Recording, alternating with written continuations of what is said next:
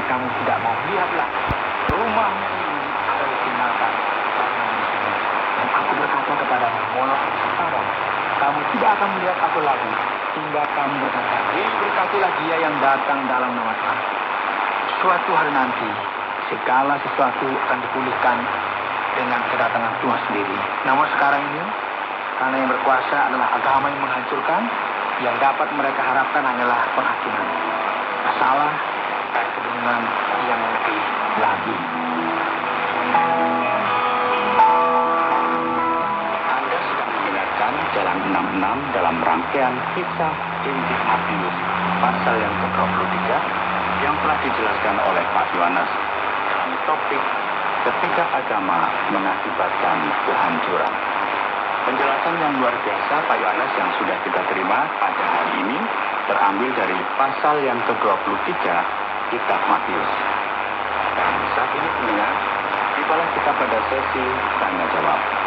Kita telah belajar pada pasal yang ke-23 dari Kitab Matius. Dan kini, mari kita bertanya beberapa pertanyaan kepada Pak Yohanes. Mari kita coba untuk mengerti hal ini lebih baik lagi.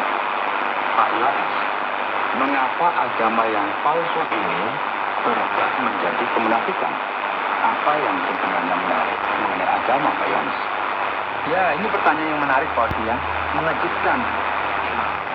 Ketika kita melihat orang yang tidak percaya kepada agama, serta tidak peduli dengan apa yang telah dikatakan, dan jika memang mereka tidak peduli, dan gagasan yang mereka miliki sangat berbeda, dan berlawanan arah, lalu mengapa mereka tidak meninggalkan agama tersebut, dan berhenti berpura-pura menjadi sesuatu yang sebenarnya bukanlah mereka.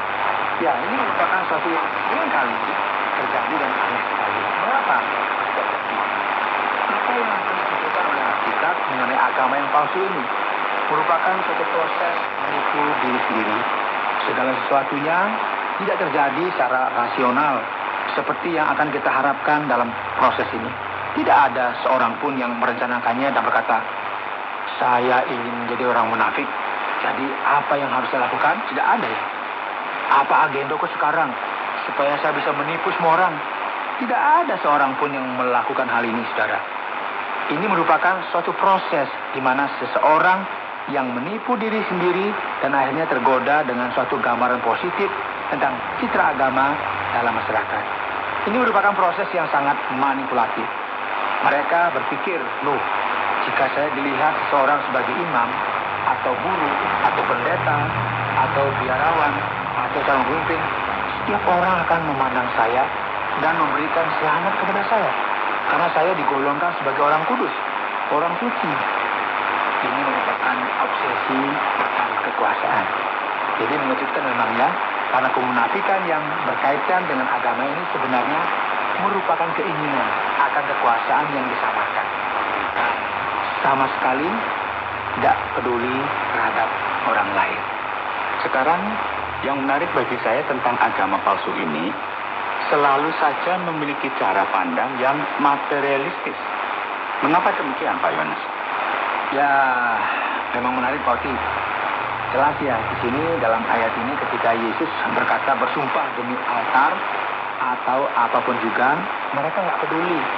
Namun ketika seseorang bersumpah demi emas dari bait suci, masalah kemudian menjadi serius. Ketika kita sampai kepada hal yang menyangkut uang, hal tersebut kemudian menjadi penting.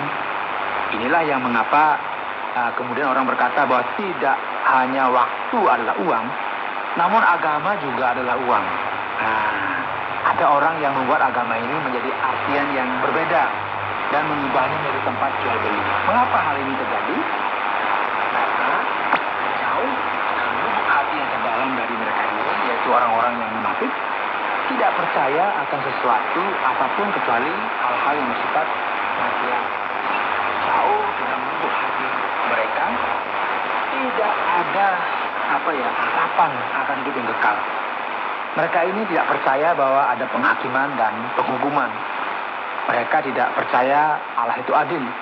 Yang mereka percaya adalah segala sesuatu yang dapat mereka lihat dan sentuh, yaitu apa? Uang dan perdagangan. Pikiran mereka hanya mencoba untuk mendapatkan sesuatu bagi diri mereka sendiri. Nah, sayangnya ya, Cara pandang yang semacam ini terpendam dalam pikiran mereka yang tidak mengenal Allah. Yang berikut kita lihat bahwa dengan apa yang kita lihat di sini, yaitu orang yang memperhatikan setiap detil dari keagamaan tersebut, apakah mereka ini juga merupakan orang yang legalis atau munafik? Menarik sekali ya kalau kita lihat lebih dekat untuk kita mengerti apa sebenarnya yang terjadi dalam kasus ini. Kenapa? Karena segala sesuatu yang berkaitan dengan memperhatikan hal-hal yang detail, berhati-hati dan bersungguh-sungguh, hal ini tidak dikritik oleh Yesus. Tidak. Karena ini maksud itu biasanya legalis. Dalam hal yang mana legalis tadi lebih jelas lagi ya. Legalis mengesampingkan apa yang benar-benar penting dan peduli dengan hal-hal yang tidak legal. Seperti menjadi perak dalam tambang emas, menjadi sesuatu yang tidak adil, melihat sesuatu yang merupakan kita melupakan apa semuanya. Ya, kita perlu memahami bahwa berbeda antara detail dan berbakti dengan menghargai dan peduli.